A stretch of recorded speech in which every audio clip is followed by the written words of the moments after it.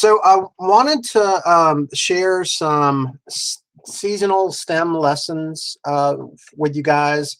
You've probably seen a lot of the same types of activities, but these may give you a little more broader application of them. You know, specific holidays and things like that. So I tried to go through. I've got them for every month of the year moving forward. Just a couple for each one. And then at the end, I wanted to talk to you a little bit about some other resources where you can come up with your own ideas to be able to put together your own seasonal STEM activities. So I will post a copy of the presentation here in the chat for everybody. So you can have that before you run off. I see that you're all here. So you guys are going to win some door prizes, and I'll drop them off at your school. You can have those. You're guaranteed winners. So very excited about that. Plus, I got to get some of the stuff out of my office. So I'll drop those by to you later this week. Probably won't be tomorrow. It'll probably be early next week. All right. So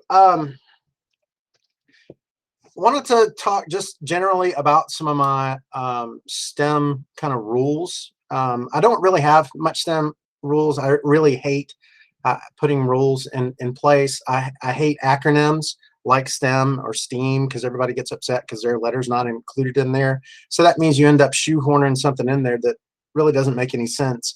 You know, I've seen people throw reading in there and make it stream, or you know, they put in an extra A in there for ag, or you know, whatever your particular letter is, and it ends up, you know, STEAM, stream, STEM. It's not about the acronym. It's not about science, technology, engineering, and math. It's about, you know, applied problem solving. It's about giving students the context for what they're doing. And for me, good STEM always includes literacy skills. You know, as I work with local engineers and business folks, they all say the same thing, that the literacy skills are the ones where the kids struggle the most.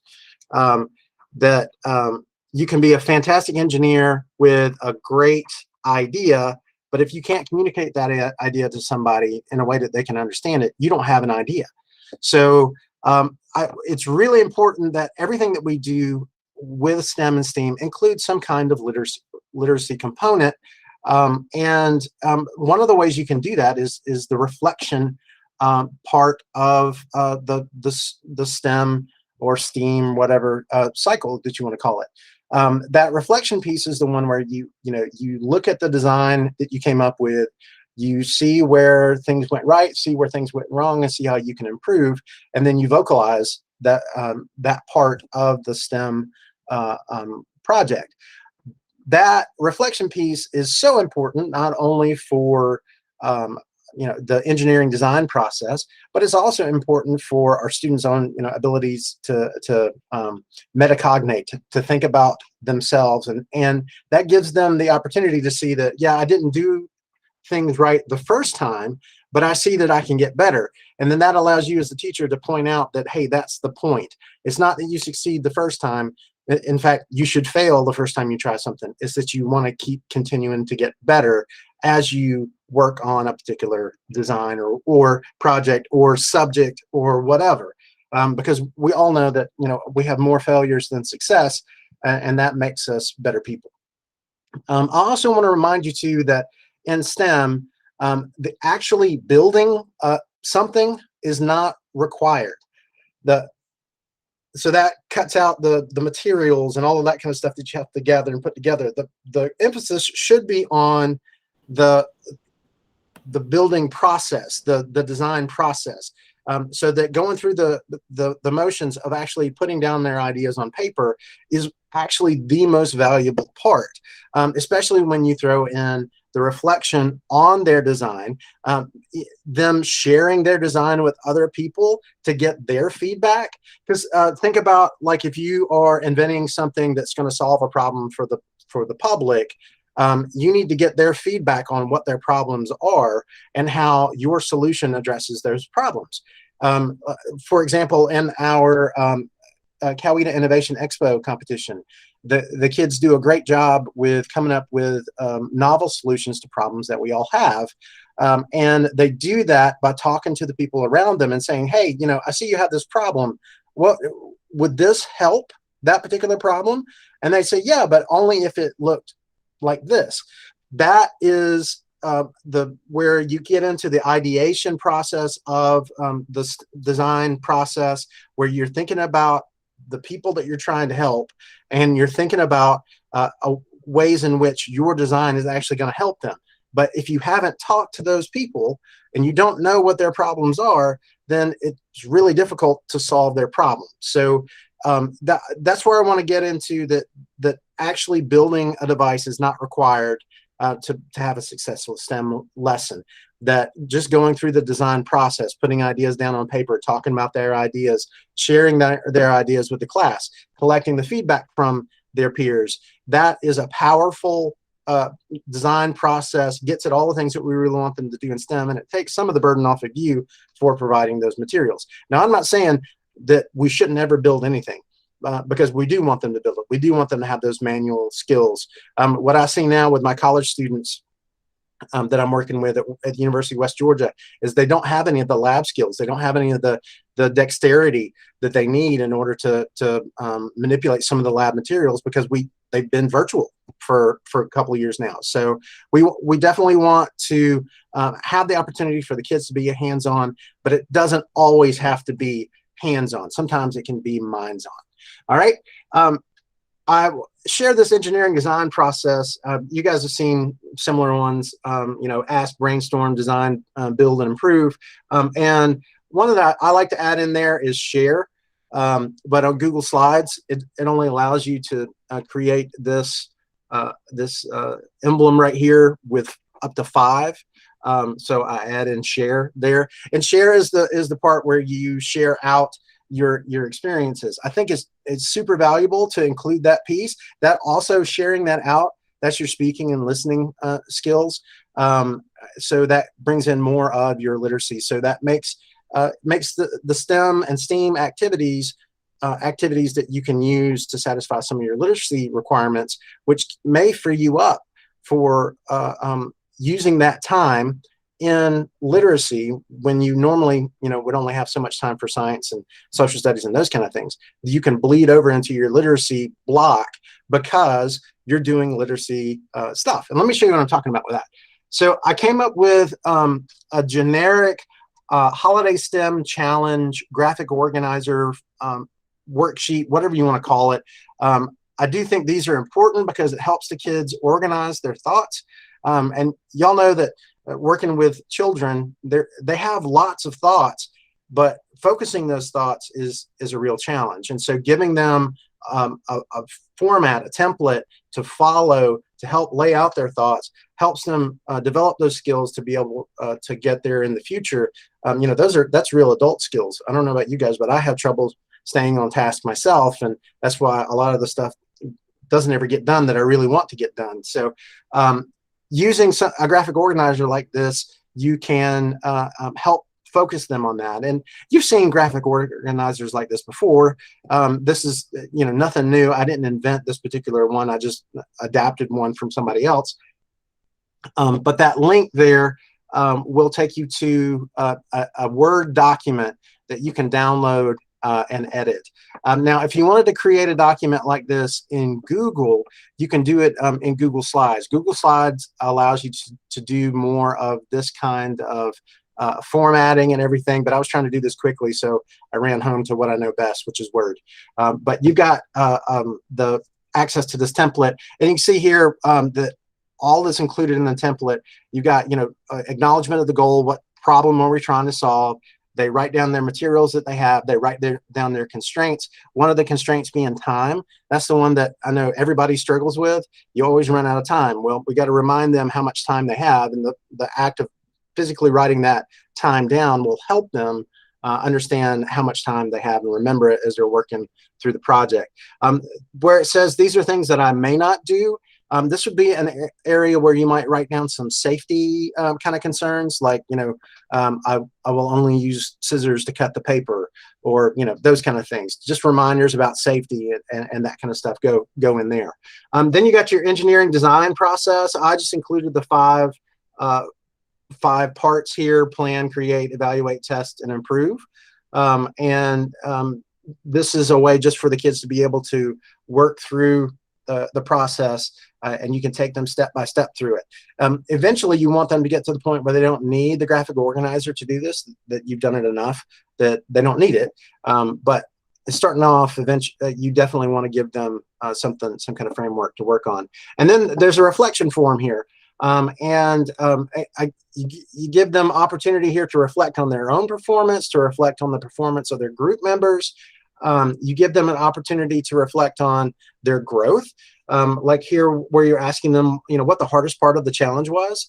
That's hopefully an area of growth where they overcame, a hard part of the challenge. And then the easiest part of the challenge allows them that baseline to see, well, yeah, that part was easy and this part was hard. And then this is also the part where you could have some classroom conversation about this entire process. That classroom conversation is really where the students nail down their understanding of what they just did. I don't know about you guys, but in high school, like when I took science labs, we did the lab, I turned in the lab report, and I got my grade back, and we never talked about the labs. And so I never had any clue that the lab that I was doing had any connection to what I was learning in class. And the reason is nobody ever discussed the labs with me. So in this part, you've really got to budget your time that you have in class for these STEM challenges in a way that allows for this reflection piece, which is the most, which is the piece that is going to have the most bang for the buck for you. And this is where you can do some of your speaking and listening and that kind of thing. So I'm trying to show you some ways in which you can be flexible with your time in order to get maximum value out of a STEM project. Because I know it takes a lot of effort to design, it takes a lot of effort to pull the materials together, and it's time that you don't necessarily have in the classroom. So trying to show you a way to be a multitasker with STEM or STEAM activities. All right, so we're in September right now. So I thought we'd throw out some ideas here about some potential STEM activities that you can do. Now, keep in mind that all of these activities can be ramped up or ramped down depending on your grade level. If you give students more samples of what things might look like, that is a way to lower the rigor of the activity. If you give them no samples, that's a way to jack up the rigor of the activity, to make it more difficult. But you want to be careful about not giving them samples, because what they end up doing is wasting a lot of time on stuff that really doesn't make any sense at all for the particular application. What you don't want to say is, okay, kids, we're going to do a STEM challenge today, and everybody should look exactly like this. That's the absolute wrong way to do STEM. You want to give them some ideas, especially like if you've done a STEM challenge in the past and you have some samples of student work. That's a great way to kind of cut some time out of the design process, because they get a place to start. So you can show them samples, but just keep in mind that the more samples you show them, the less originality you may get from the kids. But at the same time, you may save some time in the classroom. So you got to kind of balance, that balancing act of being a teacher in the classroom. So scarecrow challenge is one. You can print off pictures of scarecrows and then give them materials where they have to build the base for the scarecrows. And you can use a fan to test them, do like low, medium, and high, and, see whose scarecrow stands up the longest. You can talk about this like in fourth grade, where we work on weather right now. And so you could set up your scarecrows and that they have to survive, high wind weather, that kind of thing. Or you can just have them build the scarecrows in a way that stands up. You can vary the materials. Like you see here, we got straws, Here's a that's a clothespin with a craft stick. Here are some pipe cleaners, or chenille stems, as we call them now. I tell you, from the environmentalist in me, I don't really enjoy the straws, using the straws, because they just don't go away. The craft sticks are better, and the chenille stems, you can actually untwist them and use them again if you needed to. So just some thoughts about that.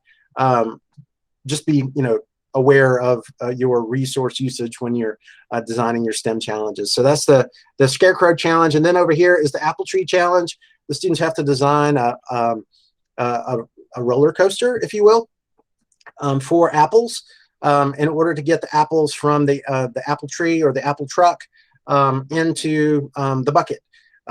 You can use marbles or golf balls or whatever things that you have that are round in order to follow the path down. And those are toilet paper rolls, or paper towel rolls, or you can actually take like construction paper and make a tube out of it. Some things you could think about to ramp up the rigor of this kind of activity, especially like for your fifth graders who may have done roller coasters before. You can do things like who can make the apples get to the bucket the fastest, or you can have them see who can make it get to the bucket the slowest. That's an interesting approach to that. Maybe they have to have so many turns or hills and valleys and those kind of things. Or you can put in any of those constraints that you only have so many to work with.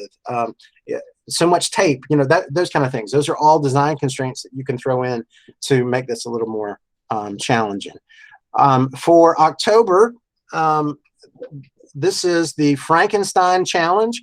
So the head of Frankenstein here is actually a can of mushrooms.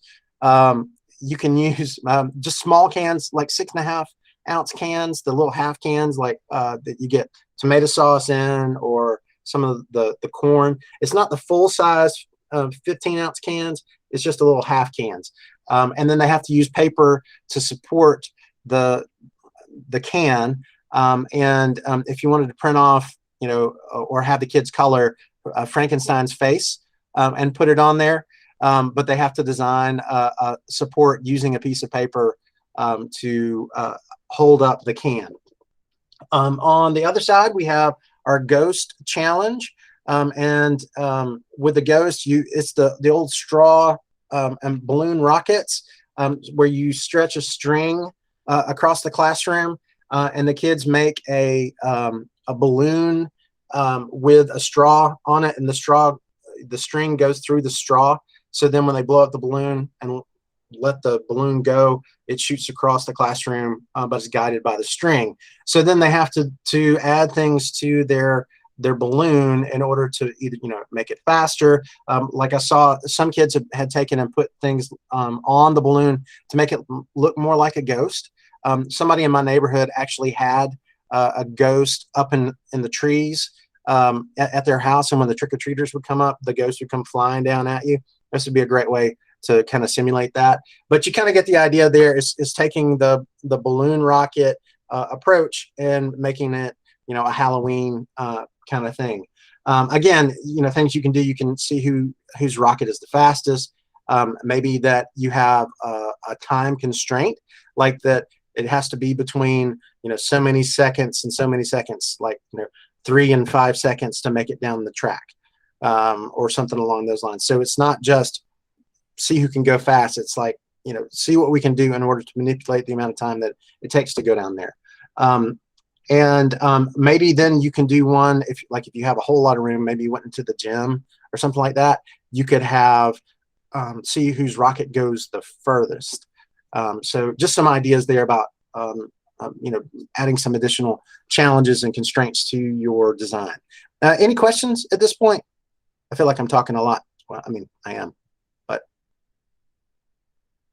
if you got questions, just type them in the chat. Also, if you have other ideas related to some of these, maybe you've had some success or failures with some of these, please share with us so that we can learn from your mistakes. Here's November. So two challenges. You got the basket challenge. Some of y'all do. I've seen the cornucopia challenge. I always thought cornucopia was a dumb way to carry food. I mean, it looks cool, but it's not really effective. So in this one, you give them newspaper or construction paper or brown paper bags, those kind of things. And they have to build a basket to hold as much food as possible. And it has to have like a handle in order to carry the food. You could throw in some math and measurement there, where they could measure how much food the basket actually carried. If you have a scale in a classroom, like the picture here, this is plastic fruit, which is fantastic because you don't have to worry about it making a mess or rotting or anything like that. But you could throw other things in there as well. Like if you wanted to do canned goods or things like that, anything just to weigh them down. And then over here on the right-hand side is our Mayflower Challenge, the tinfoil boat challenge. And you can use pennies for pilgrims. You could use paper clips. You could use washers, any of those kind of things to give those a shot. I've found that giving the students more materials actually makes them less successful. My students who have done this that are the most successful, I just gave them tinfoil and the aluminum foil itself. They just folded it into a square and made as much surface area as possible in order to get the boat to float. But you could also add a sail to this if you wanted to, and you could use a fan or some straws or something along those lines in order to blow on the sail in order to move the boat across.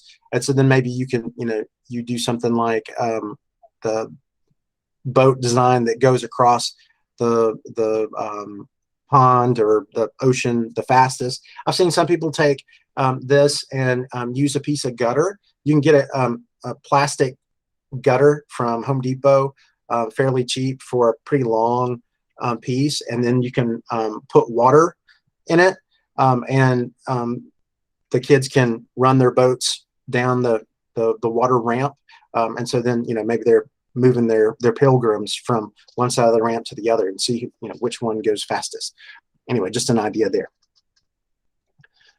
So for Christmas, we want to be aware that not everybody celebrates Christmas, but I definitely want to acknowledge some that do. And so we do the Trim a Tree challenge.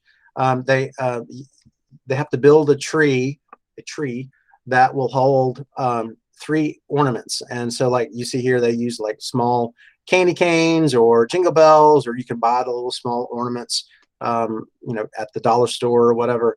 And here they're using craft sticks and masking tape, and then the pipe cleaners in order to make the branches and stuff. So, you can use any of the materials that you want. Bonus points for making the holding the most ornaments, or being the tallest, because as you make it taller, it's going to have a tendency to want to fall over. So, just an idea there. For those of you that are teaching kindergarten, I've seen people make Christmas trees with solo cups. You stack the solo cups to see who can make the tallest Christmas tree with the solo cups, and then that way the cleanup is really easy because it's just solo cups. They don't get to cut the cups or anything like that. It's just stacking. So that's kind of a fun way. And around Christmas, you can get the red and green cups to make your Christmas tree. On the right-hand side, you've got the Snowman Catapult challenge. And you can do several different variations of the catapult. You can use the craft sticks, which are up here. And with the craft sticks, the energy for the catapult comes from the rubber bands. Some people use plastic spoons, and then they don't have to use as many craft sticks and rubber bands in order to get the energy out that they need. So the kids have to design the catapult, and then you can do things like you can go for distance, you can go for accuracy, or I like this idea where you've got snowmen, angry snowmen maybe, who are attacking you, and you've got to defend yourself from them, or maybe you're having a friendly snowball fight with snowmen, and you shoot your marshmallows or ping pong balls or pom poms at stacked cups that are dressed up like snowmen. So just something fun there to give them a challenge to try to do. In January, obviously we got New Year's, and you got a New Year's ball tower challenge. Since we're in Georgia, we don't drop the ball here, we drop the peach. So maybe you change your tinfoil ball into a peach, or maybe you cut out a peach and stick it on the tinfoil ball. But they have to build the tallest tower using, a certain amount of straws and a certain amount of tape. You can use pipe cleaners too if you want. But you put a condition that the tower has to stand for so many seconds after they build it. On the right-hand side, you've got a sled design.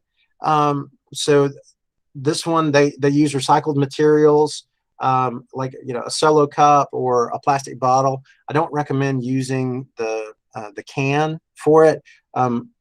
There's a video from one of the websites that I linked at the end here, and it shows the process of building this, and they cut the can in half. I don't recommend using cut aluminum cans in the elementary classroom. I don't recommend using them in the college classroom, if I'm real honest. But using the cup or the plastic bottle is okay. You also got one down here in the bottom that has like craft sticks that have all been put together. And then you just build a ramp, and they have to put the dice up here. It doesn't have to be dice. It can be unit cubes. It can be, the graham bears or whatever it is that you want. Those are your supplies, and you have to slide the sleds down a ramp and keep the supplies in the ramp, in the sled. So not only do you have to get down the ramp as fast as possible, but you also have to maintain the things that are in your sled in order to be successful at this challenge. And the ramp you can make with a piece of cardboard. You guys probably have some cardboard dividers in class, or maybe even some of the really nice plexiglass ones. Those make great ramps to slide things down. If you wanted to, you could add an additional challenge. You could give them different materials on the ramp to see how that affects it. So think things like aluminum foil, wax paper, corrugated cardboard. If you take the cardboard and it's got two sides to it and you pull it apart, the inside is corrugated like that. Obviously it's going to make it rougher, so it's going to make it slower as it goes down the ramp. Sandpaper, those kind of things that are running down the ramps, that can add another variation here. For February, we can talk about President's Day. Here's a presidential pillar challenge. You build a tower that is as tall as possible that can hold up a quarter. Or if you want to be fancy, you could get some silver dollars or 50-cent pieces. Obviously, those are going to create a little more challenge because they're going to be heavier. But the idea is that you build the tower as tall as possible, and you can give them a specific amount of paper. I used to do this challenge with my physics students up at Northgate, and I just gave them one sheet of paper, and they had to make the tower as tall as possible. And our record was 11 feet. They were able to make a tower that was 11 feet tall. So that was amazing. But points for the tallest tower, and again, it has to stand up for a certain amount of time. So just an idea there. If you have little presidential figures or something like that, maybe you could put the presidents up there, at the top of the tower to see if it can hold them up. On the right-hand side, you've got your lollipop delivery challenge, thinking about things like Valentine's Day with this one. So you give the kids some materials and a lollipop, and they have to design a way to drop the lollipop without it breaking. So think like the egg drop competition. They could do a parachute, like you could give them parts of a grocery bag, plastic grocery bag or something along those lines. You can give them string or ribbon, to do the connections there. Yeah, one of the things too, you want to consider is making sure that you're dropping from the same height. Maybe you need to take lollipops and drop them and see like what the minimum height for breakage is, before the kids come to class, and then they have to drop it from above that height. So like if I'm doing it, I've got my lollipops and I'm dropping them from 3 feet and they're breaking. And then the kids have to drop from 3 feet or higher. The kids can challenge themselves if they want to drop from higher than 3 feet. Maybe they want to drop from 6 feet. You have to have access to a ladder, those kind of things in order to do that in the classroom. But that can be the additional challenge there. They get bonus points for, being higher up and surviving a higher fall. But lollipop delivery challenge there. And you can change, lollipops for, anything you want. The lollipops just work really well because they're brittle. For March, so you've got the frogs on a log challenge. You give them a piece of paper and they have to design a way to hold up frogs. Those frogs are those decorative glass beads. So they have to think about how to support the weight of the frogs and also how to keep the frogs themselves from falling off. You can use beads, you can use pennies, you can use anything that's going to have a little bit of weight to it, and they just have to design it to support across a span. They use a bowl here, but you could use 2 Kleenex boxes or 2 stacks of science textbooks, those kind of things. Over here on the right-hand side is the Ride the Wind Challenge, where they design a sail car. You got lifesaver wheels. You've got straws for axles. And then the chenille stems help keep the wheels on. Those are the hubs. And you use a fan or your breath or whatever to blow the cars down the track, and your challenge is to get it down the track the fastest without flipping over, or maybe you want to put a load on there. So again, you could do paper clips or pennies or whatever, and give bonus points for the design that holds the most weight. For April, you got Jelly Bean Tower. So this is pretty straightforward. You're building tallest tower with toothpicks and jelly beans. If you want to ramp up the challenge there, you can add like extra weight at the top, maybe put like a peep or a Cadbury egg or something along those lines up at the top. But you guys have seen this particular one before. I think maybe using the gumdrops or gummy bears, whatever. And then on the right-hand side is the litter bug stem challenge, where they have to design a bug using recycled materials. This is great for Earth Day. If you wanted to do something along those lines, they could design the bug, or they could design the life cycle of the bug. And that, you give them the stipulations that the bug has to have like a head, thorax, an abdomen, and 6 legs. Those are your design constraints. You could do some similar stuff like with the adaptations, so that they have to show adaptations on the bug with the recycled materials, or maybe there's a habitat that they want to include with their recycled materials. Other adaptations could be like camouflage, that kind of stuff, but you use recycled materials to make the bugs. And then in May, I've seen a lot of folks doing May the 4th activities, which is a lot of fun, for Star Wars. May the 4th be with you. And so these are the droids you're looking for. May the 4th challenge. You use recycled materials in order to make a droid, and you're going to run the droid down the ramp. But what's going to power the droid are going to be some marbles that you're going to put inside of the droid itself. So like I've got a little cup here. I would put marbles inside of the cup and then set the cup on the ramp, and then the marbles would help roll the droid down the ramp, if that makes sense. So they build their droid, and again, the fastest versus the weight of the droid, all of those kind of things. Most true to life, if you want to, show them some examples of some of the droids from Star Wars. That's just an idea there. You can also do forces in motion with that one if you like. And then on the right-hand side, a pocket for mom. challenge, since Mother's Day is in May.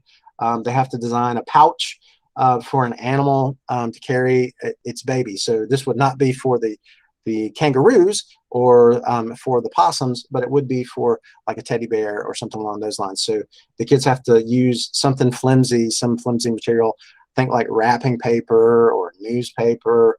You could even do aluminum foil if you wanted to, although that's kind of expensive. And they have to support a bottle, which will be the baby. Now you could also substitute another stuffed animal if you wanted to for that, for the weight. If you use a water bottle, though, you can change some of the challenge there by adding or taking away water from the bottle. So just some ideas there for that one. Just wanted to throw out some resources too to help you as you want to design. Maybe these don't suit you, or maybe you want to take and tweak them or whatever. These are some resources to help you make some connections there, to give you some ideas. These first two links will take you to websites that can help you link books with engineering design challenges. So you get a book and it tells you what the topics that are covered in the book, and then that can lead you to some design challenges. And then if you're thinking about looking for design challenges, here are two websites, teachengineering.org and vivifystem.com, that provide STEM challenges, like the how-to of putting them together. So that teachengineering.org website is the one that I got the, I'm going back here, the sled design challenge. So they have a little video that shows, how to do the whole thing. That's one of the reasons why I love teachengineering.org, because they make it super simple for folks. Like, I'm not an engineering type guy, so I have to have help and support. Teach Engineering shows me, the whole process, and will help me understand what the goals are, how to get what I need out of the kids, and how to make it successful so that I can show the kids samples of how it's supposed to look, and give them some ideas to make it more effective. So that's all I had for you guys today. I did want to ask, though, if you guys have some ideas for seasonal STEM activities that you've used successfully. Shout them out here, type them in the chat. If you've got lesson plan links that you've already got ready to go, please share them here. If you want to email them to me, that's great too.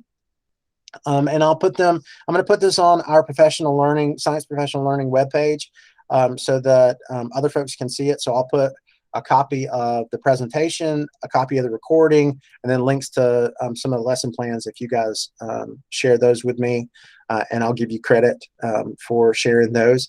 But if you guys don't have anything that you want to share right now, I'll let you take off, and hope you have a good day, and hope Friday is kind to you, and we will talk to you soon. Hey, Donald. Yeah. I'm going to send you a email. I just kind of want you to look over it before I do this activity tomorrow, if you don't mind. Sure.